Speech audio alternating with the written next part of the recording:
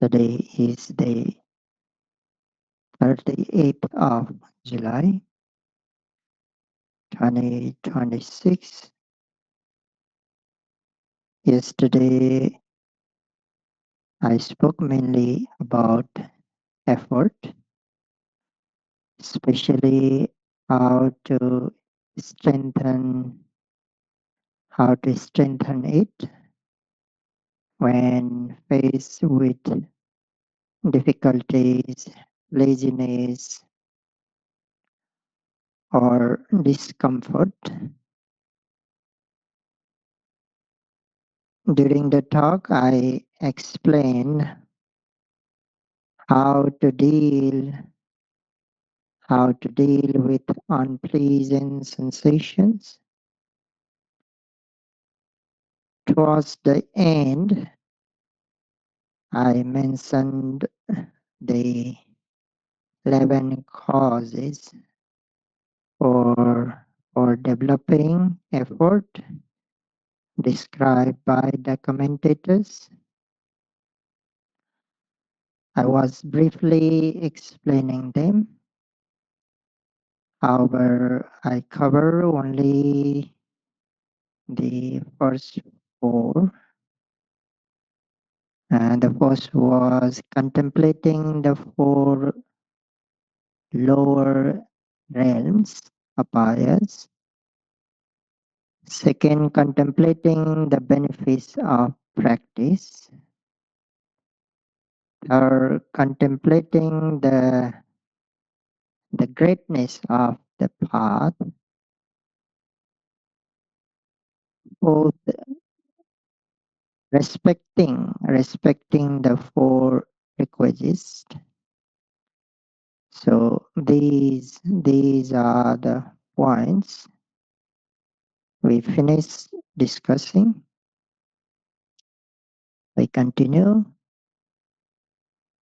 Fifth, contemplating the greatness of the noble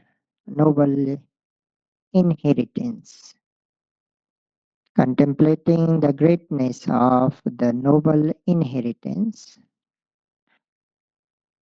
Only through practice can we inherit the seven noble treasures: faith and confidence, saddha;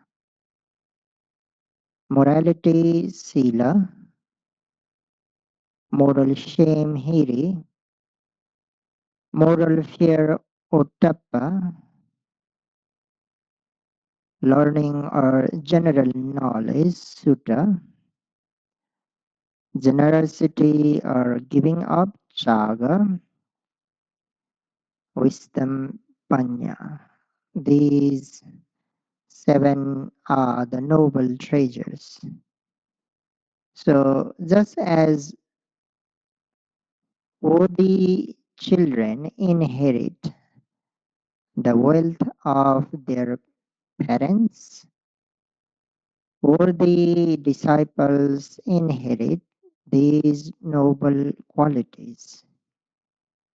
Therefore, remind yourself, I should practice diligently to obtain these noble inheritance. Sixth, contemplating the greatness of the Buddha, reflect on the immense compassion and effort of the Buddha. He fulfilled the 10 paramis, perfections over countless lives, enduring great hardships to attain perfect enlightenment and reveal the path to, liberation for all beings. Therefore, remind yourself, the Buddha sacrificed so much to show us the way, the path. Now it is my turn to practice earnestly. This is the sixth. Seventh, contemplating the greatness of the Buddha's lineage. Although we are not the Buddha's biological children, we become his true sons and daughters by following his teachings. Those who realize the Dhamma, those who realize the Dhamma beginning with Sotapanna are rightly called the Buddha's true children. Therefore, remind yourself, it is a great honor to become a true children of the Buddha through diligent practice. 8. Contemplating the greatness of fellow practitioners. Reflect that all meditators, noble ones, and the great disciples of the Buddha are, are your fellow practitioners. Because all fellow follow the all follow the same noble path. The chief disciple attain arhanship through unwavering effort, not through laziness. So remind yourself, as a fellow practitioner of these noble ones, it is not fitting for me to be lazy. Number 9, avoiding lazy people. Avoid associating with those who are careless, lazy, and uninterested in spiritual development. Such company weakens determination and encourages negligence. Next, associating with diligent people. Seek the company of those who are energetic, disciplined, and devoted to the practice. Their example, their encouragement, and determination will inspire you to strengthen your own effort. And the last one is constantly encouraging yourself. Finally, continually arouse determination by reminding yourself, no matter what happens, I must keep my energy strong. I will never give up. I will continue practicing with diligence. So at the very least, maintain a strong intention to increase your effort. Keep your mind inclined towards this aim. In one way or another, I will strengthen my effort. You may also remind yourself every morning, today I will apply stronger effort than yesterday. Or simply, I will try harder than yesterday. At night, at night before going to bed, reflect, tomorrow, tomorrow I will apply stronger effort than today, or I will try harder. And also make an effort whenever you feel it is needed during your practice. So these are the causes for developing effort mentioned in the commentaries,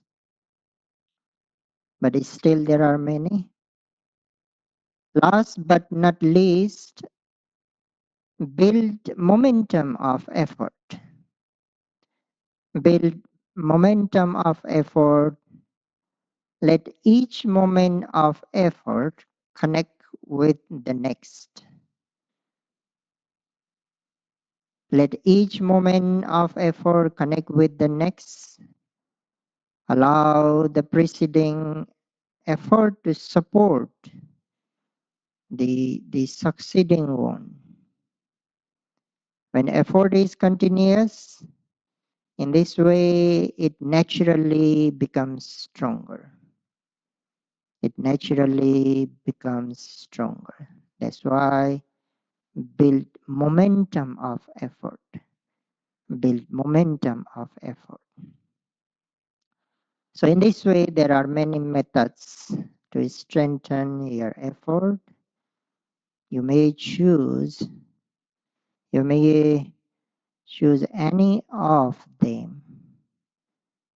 You don't need to contemplate all of them.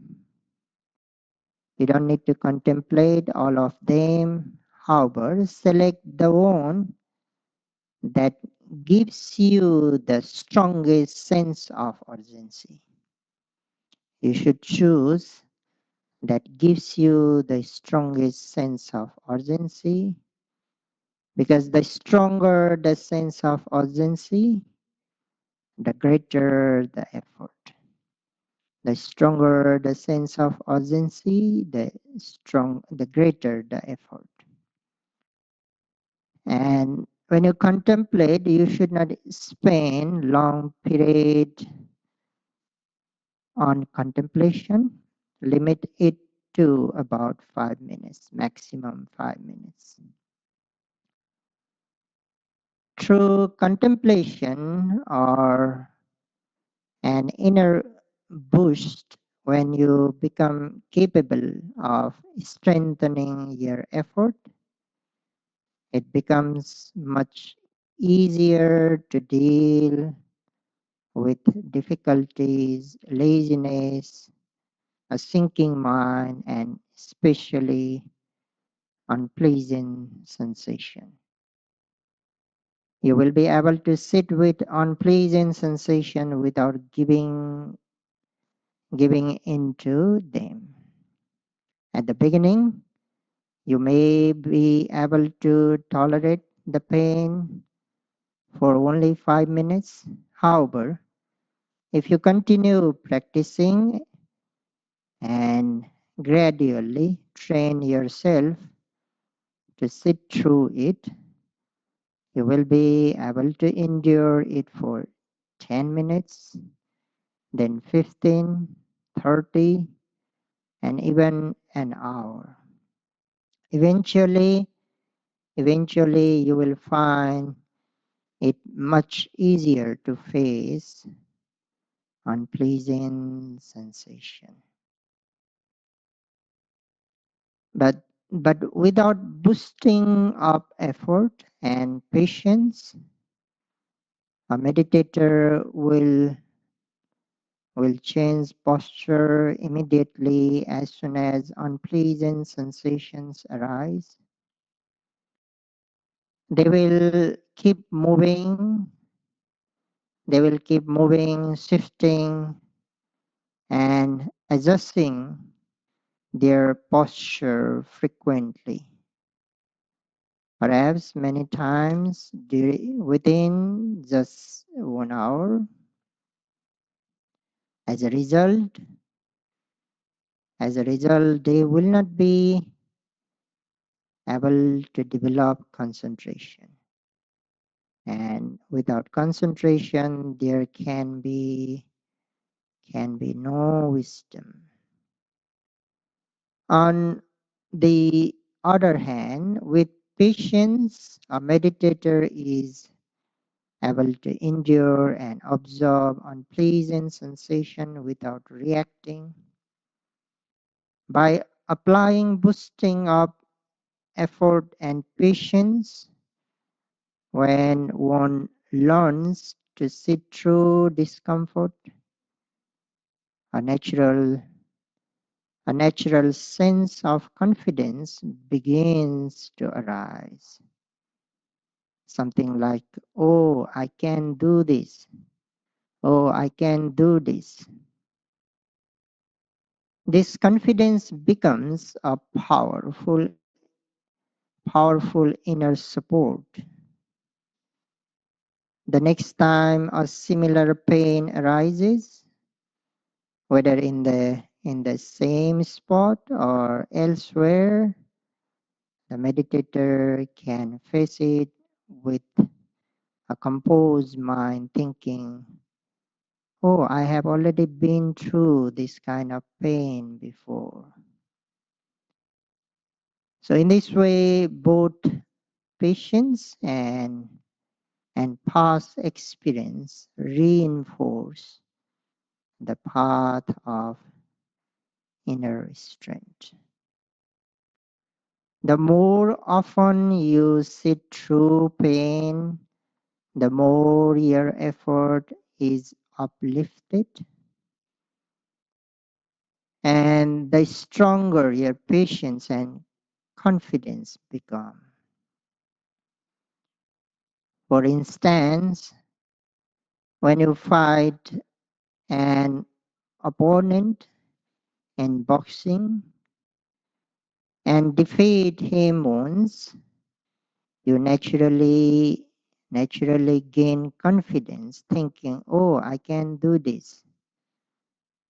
Then the next time you face the same opponent, you will approach the fight with, with greater self assurance, thinking, oh, I have already beaten him before. In the same way, the more opponents you defeat, the more your confidence grows. Later, you will reach a point where you can face unpleasant sensation like an experienced fighter facing an opponent and say, come on, I'm ready. With each challenge, you have overcome your patience, your determination, and your confidence have grown. Unpleasant sensations are no longer something to fear, something to avoid, but they become opportunities to deepen your practice. To deepen your practice, eventually they they even become good friends. No more enemies, but good friends because they help you grow, strengthen your mind, and lead you towards true insight. And patience is not only essential during meditation, it is equally important in daily life. It is one of the fundamental qualities needed for a peaceful and happy life, whether in relationship, work, or facing challenges. Patience allows us to respond wisely rather than react impulsively. And there is a statement in the teaching of the Buddha: patience leads to Nibbana. Patience leads to Nibbana. It is Khanti in Pali. Khanti in Pali, it is defined as a mental quality that uh, endures accusations, blame, mistreat by others, discomforts like heat, cold, and the offenses of someone. It has a nature of enduring. It has the nature of enduring. It endures physical and mental discomforts during meditation or discomforts like heat, cold, or the criticism, accusation, mistreat by others. Ordinary people may think it as weakness, but is inner strength. Is not weakness, it's the inner strength. Its function is to bear both agreeable and disagreeable experiences. Khanti patience allows us to remain balanced, not only in painful situation, but also when exposed to pleasure. When exposed to pleasure, for example, you hear beautiful music while meditating, and the mind wants to enjoy it. With patience, you bear without following the sound. Later, ants bite you. You have unpleasant feeling, but instead of reacting with aversion, you bear it. So patience keeps the mind steady in the both gain or loss, praise and blame. And it manifests as calm acceptance. It manifests as calm acceptance and non opposition. When Khanti is present, the mind accepts. It does not resist reality. It does not resist reality. It does not fight. But this does not mean passivity. It means wise no reaction. If we define its first manifestation, that is adivasana, according to its etymology, it means letting whatever comes stay over you. Letting whatever comes stay over you. It allows accusations, blame, mistreatment, discomfort, and other hardships to come over you without provoking an unwholesome reaction. It does not respond with anger. It does not respond with anger, resentment, or retaliation. Instead, it remains calm, composed, responding with wisdom and compassion when a response is truly needed.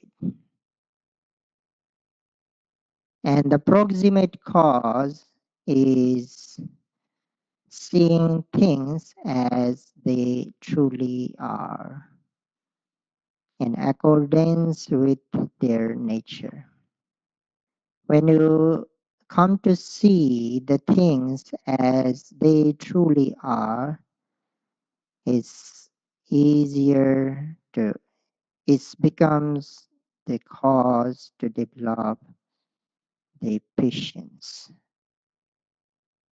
So seeing things as they truly are is the proximate cause of patience.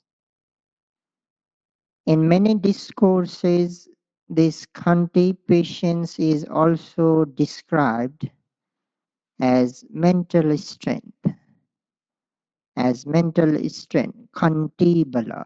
It is mentioned as Khanti Bala. It is indeed mental strength because it enables a person to endure hardship, insults, pain, and adversity without anger or hatred or despair.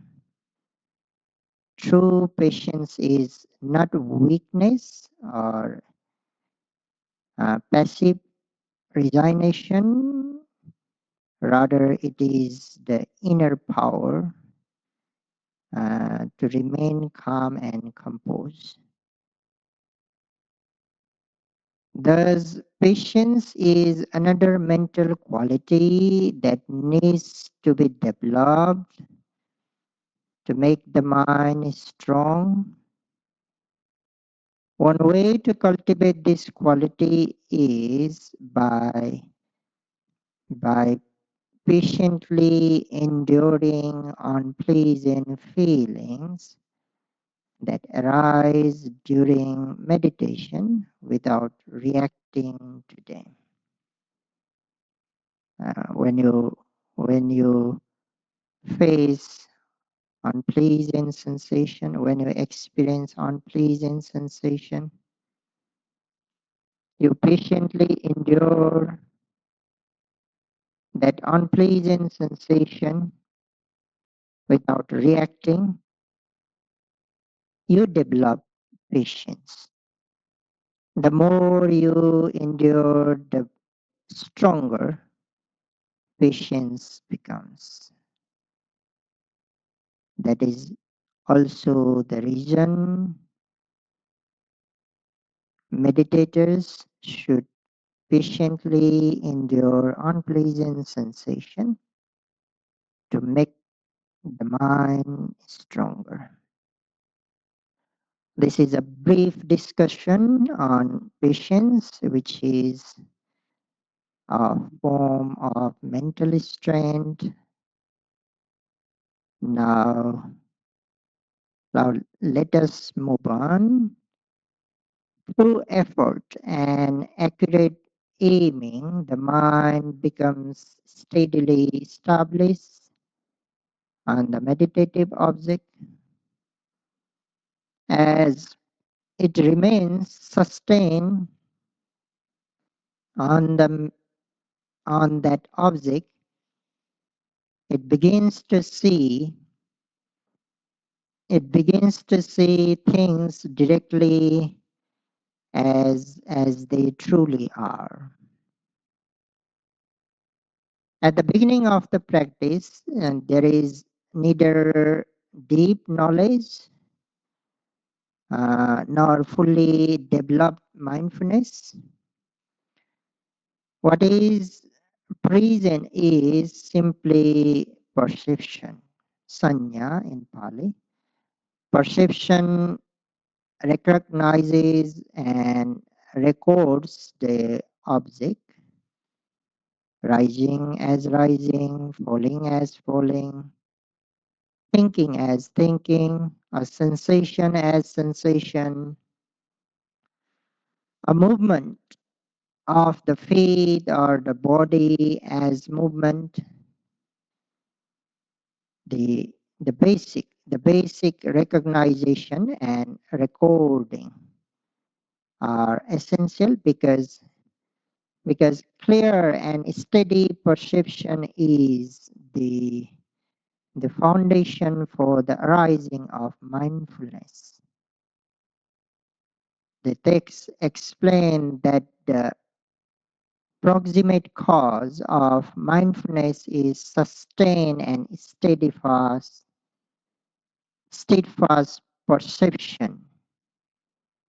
Therefore, meditators should strive to recognize and record each movement of the meditation object accurately and, most importantly, without discrimination.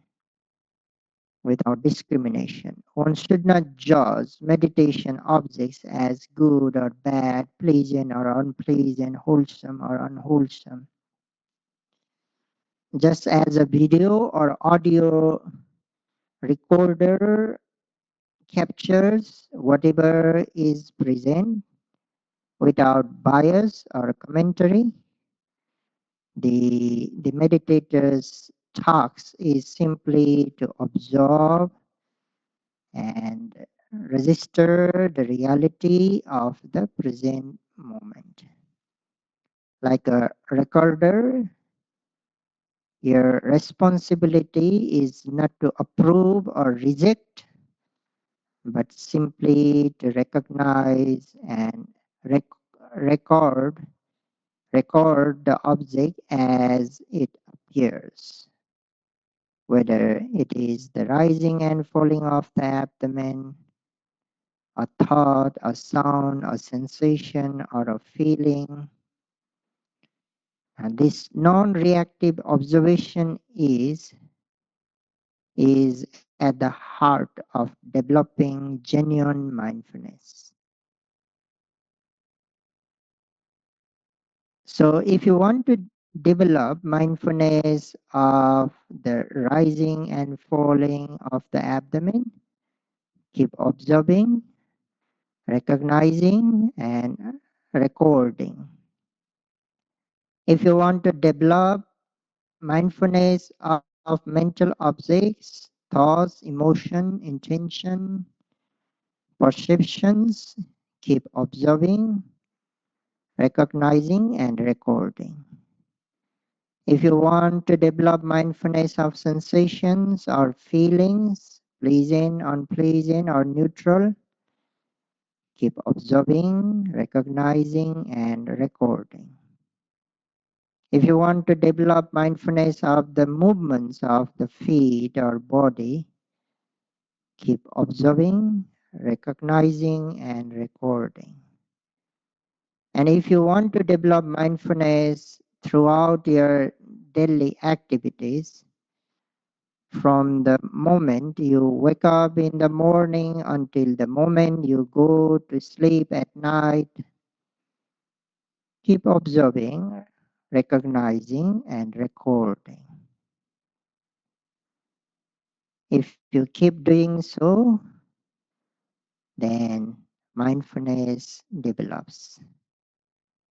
But do not forget effort.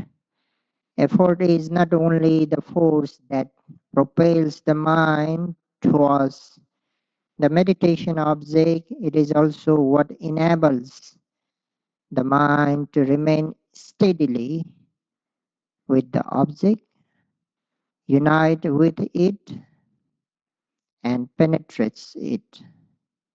As a result, awareness becomes steadfast, firm, and closely established.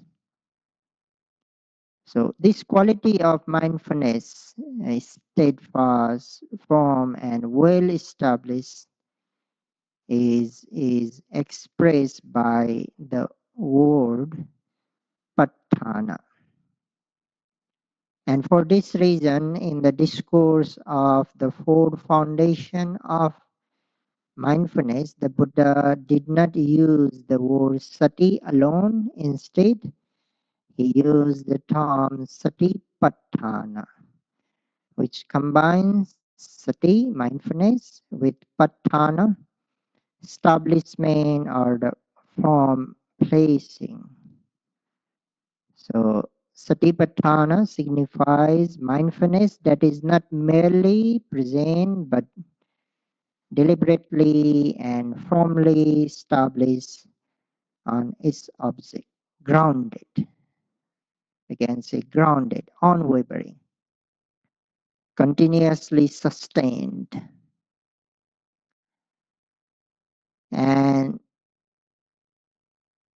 characteristic of mindfulness is described as non-wobbling. This quality of non-wobbling or non-superficiality is a defining characteristic of sati.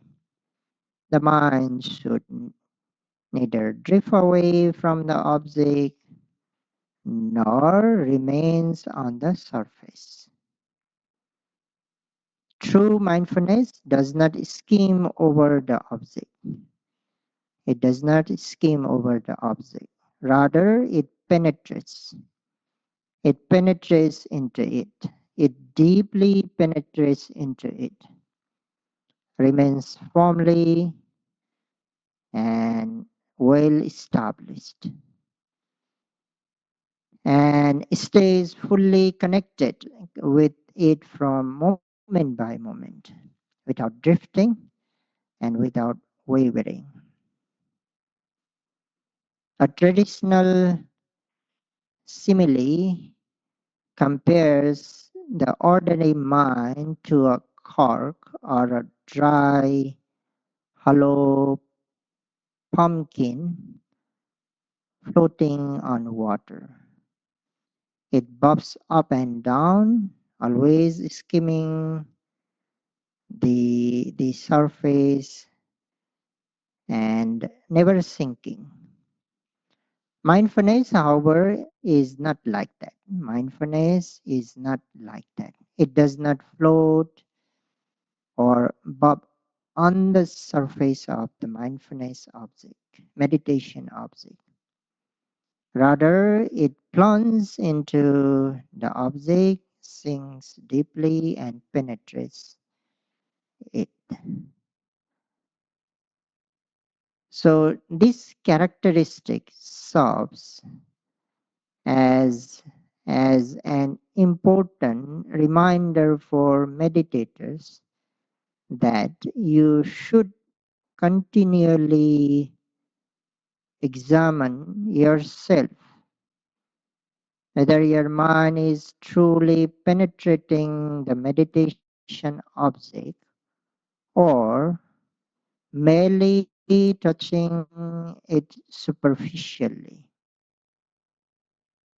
When observing the rising and falling of the abdomen, ask yourself, is my mind sinking into the object or is it merely brushing against it?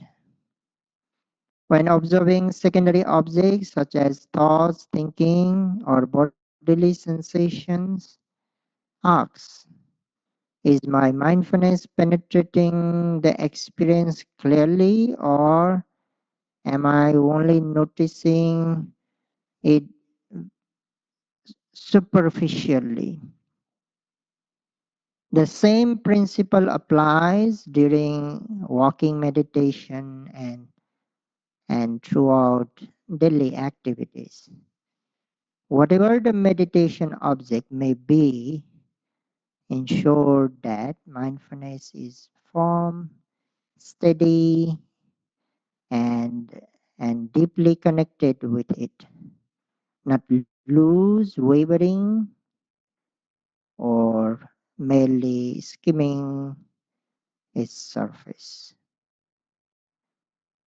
And to prevent the mind from drifting, wavering, and to enable it to sink deeply into the object, again, effort is essential. Again, effort is essential. Without effort, without sufficient effort, the mind merely touches the surface of the object. It does not truly penetrate or merge with it. Moreover, this penetration must be swift and fast. This penetration must be swift and fast. Physical or mental phenomena arise and pass away with great rapidity. If mindfulness is delayed, the object will already have disappeared, and the opportunity to observe it will be lost. For example, if you hesitate while observing the rising and falling of the abdomen, you will not perceive the entire movement from the beginning to the end. Instead, you will observe only part of it, resulting in an incomplete mindfulness. The same is true in walking. If mindfulness is delayed, you will not observe the complete movement of each step. This is especially true of mental phenomena which arise and pass away much more quickly than physical phenomena. So consider an simile.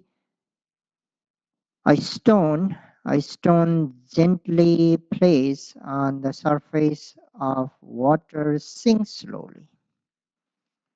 A stone gently placed on the surface of water sinks slowly, but a stone thrown forcefully plunges quickly to the bottom. Likewise, the mind requires the mind requires strong, timely effort to penetrate the meditation object with clarity and depth. Once the mind has deeply entered and penetrated the object, it is not easily drawn away, not easily drawn away. Consider dry leaves or pieces of paper. Even a gentle breeze, gentle wind can scatter them. In contrast, a firmly rooted pillar or a large rock remains unmoved even by strong winds. Similarly, a mind that merely touches the surface of the meditation object is like a dry leaf which can easily be shifted away by thoughts, sounds, emotions, or other distractions by other distractions. But a mind that has deeply penetrated the object is like a rock firmly embedded in the earth. It remains steady, unshaken, and resilient even in the presence of distractions. This is the power of well established mindfulness. This is the power of well established mindfulness. It anchors the mind firmly to the meditation object. And when mindfulness is firm, steady, and deeply established on the meditation object, you do not lose the object. You do not lose the object, you do not forget it. And this is because the function of the mindfulness is non forgetfulness. The function of the mindfulness is non forgetfulness. Its role is to keep the meditation object continuously present in the mind without allowing it to slip away. In the classical teaching, this function is also described as non-delusion, non-delusion, meaning the mindfulness prevents the mind from becoming confused uh, or absent, uh, prevents the mind from becoming confused or absent. Mindfulness holds the object clearly, continuously, and without wavering. It prevents the mind from drifting into forgetfulness. Consequently, when mindfulness is well established, the mind remains present and attentive. It neither forgets the object nor becomes scattered. Instead, it maintains an uninterrupted awareness of the meditation object from moment to moment. The, the traditional similes are: a footballer keeps their eyes on the ball throughout the match. A badminton player constant maintains the constant attention to the shuttlecock. A boxer carefully watches every movement of the opponent. In each case, attention remains fixed on what is most important in the present moment. In the same way, mindfulness keeps the meditation object continually in view. It keeps the object continually in view. It does not allow the mind to miss the object or forget. Rather, it follows the object continuously. It follows the object continuously. And for this reason, when mindfulness is weak or absent, meditators frequently miss the object or forget to observe it all together. Sometimes they do not even know what has just occurred, and this is the state of delusion or, or unawareness. As mindfulness becomes stronger, however, the object is rarely missed. Observation grows increasingly continuous, accurate, and free from forgetfulness. The mind remains naturally with the meditation object almost effortlessly, almost effortlessly, because mindfulness has become firmly established and stable. As mindfulness grows stronger, meditators rarely miss the meditation object. Observation becomes more continuous, more precise, and moreover, when mindfulness is well established, the mind naturally faces towards the meditation object. It becomes inclined or oriented,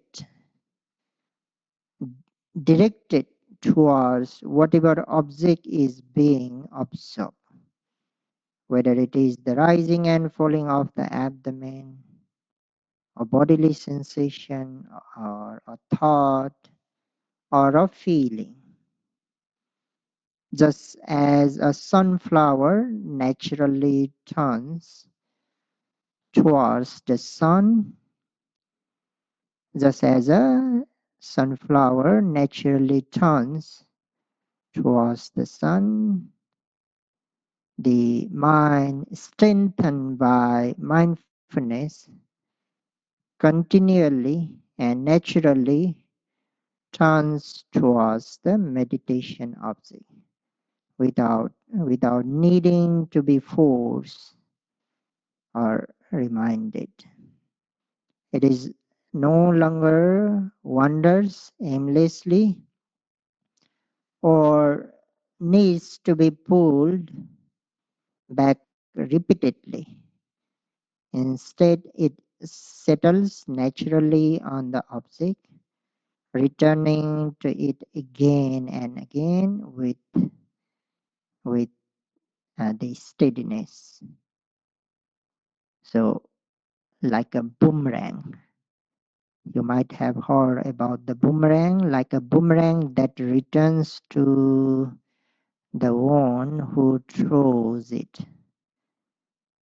Similarly, a mind trained in mindfulness continually returns to the meditation object, even if it momentarily wanders away. It comes back almost automatically because its, its orientation has been firmly established. And this is a sign of maturity in meditation practice. The mind not only remains with the object but also inclines towards it naturally, as though it has found its true home. And this natural orientation towards the meditation object is the manifestation of mindfulness. In the classical commentaries, the manifestation of mindfulness is described as facing the object, facing the object, or being directed towards the object. The mind and the meditation object stand face to face, well connected. And this is why meditators should strive to develop strong mindfulness so that the mind naturally and effortlessly turns towards the meditation object and remains directed to it. May all meditators develop strong mindfulness so that your minds naturally settle deeply into the meditation object. May you not become forgetful or absent minded. May your minds continue to turn towards the meditation object, remaining steadily with it without drifting away.